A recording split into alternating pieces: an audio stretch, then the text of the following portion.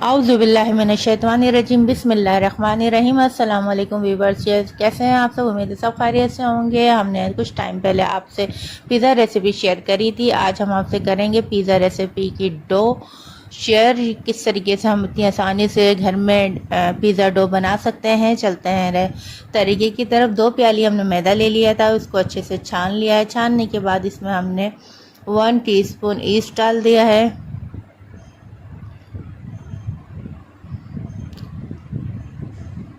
Video अच्छी लगे तो लाइक शेयर सब्सक्राइब ज़रूर कीजिएगा। और 1 टीस्पून ही हमने भर के इसमें डाल दी है चीनी, पिसी हुई शक्कर 1 टीस्पून। और इसके बाद हमने इसमें डाल दिया है नमक, salt half tea spoon. 1 table spoon इसमें जाएगा ऑयल।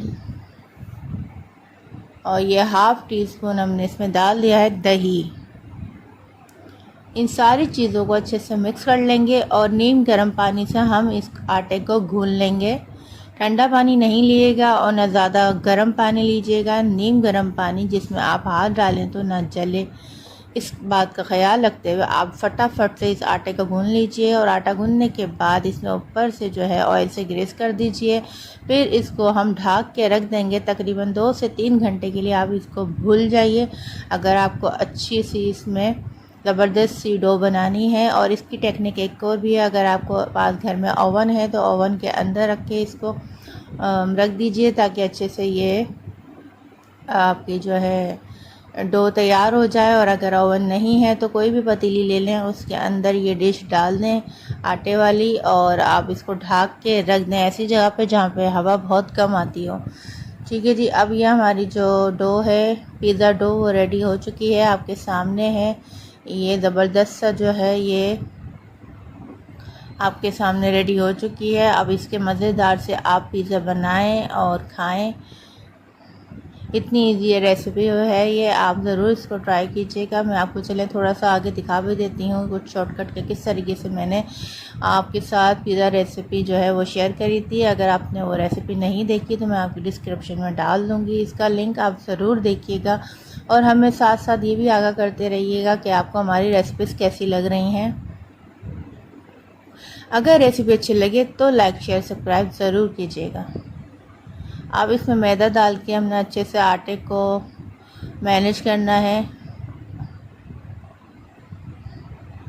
अब इसमें ज़बरदस्त किस्म के मीडियम 3 पिज़्ज़ा बन सकते हैं।